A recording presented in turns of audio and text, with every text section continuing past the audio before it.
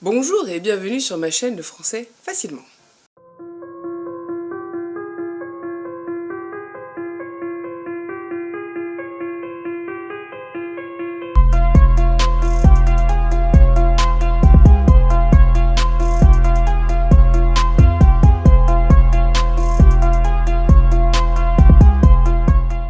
Aujourd'hui, nous allons parler de l'imparfait. Et oui, personne ne l'est. Quoique... C'est le temps qu'on va utiliser pour la narration. Pour décrire des paysages, par exemple, raconter une histoire. Il était une fois, il y a fort longtemps, une jolie princesse au minois charmant.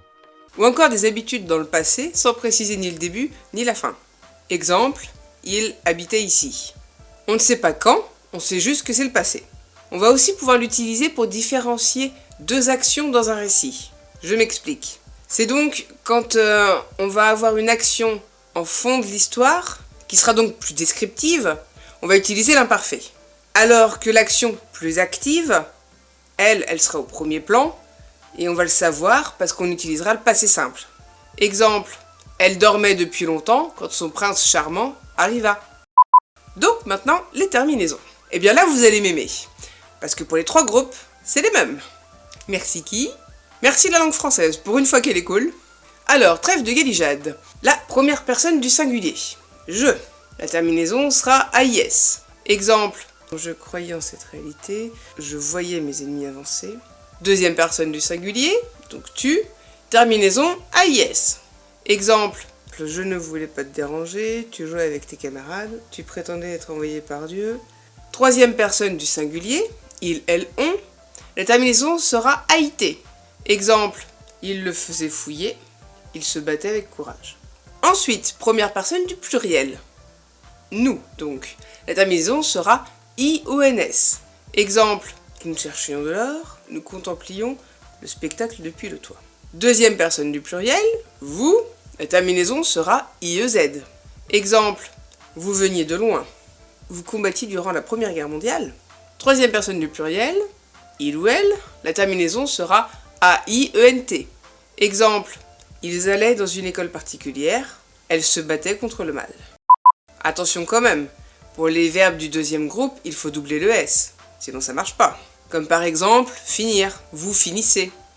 On double bien le S. Pour les verbes en IE, YER, il faudra garder le Y.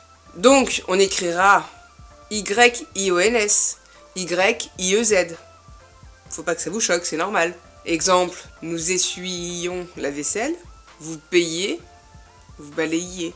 On l'entend pas trop à l'oral, mais à l'écrit on le comprendra en tout cas, que du coup c'est l'imparfait et pas le présent. Pour les verbes qui finissent en i, il faudra le doubler. Exemple, vous criiez, nous étudions, nous buvions, etc., etc., etc. Vous avez saisi quoi. Pour les verbes en CER, CER, il faudra mettre une CDI au C, devant le A et devant le O. Exemple, il commençait. CDI. Les verbes en G, GER, il faudra mettre un E muet devant le A et le O. Exemple, tu mangeais, sinon ça fait manguer. Si vous avez un doute, dites-vous que GA ça fait gars, comme dans gâteau. Et pareil pour les verbes en nier, GNER, vous gardez le GN. Exemple, nous peignions. Voilà, du coup c'est court, c'est très court même. Mais bon, l'imparfait il est assez cool de toute façon pour ça. Alors n'hésitez pas, si vous avez une question, une remarque, les commentaires sont là pour ça. Et moi je vous répondrai avec plaisir. Alors n'hésitez pas à vous abonner si ce n'est pas déjà fait. À mettre un petit pouce en l'air si ça fait toujours plaisir. Et à partager, ça m'aidera à me faire connaître. Bonne journée, à la prochaine!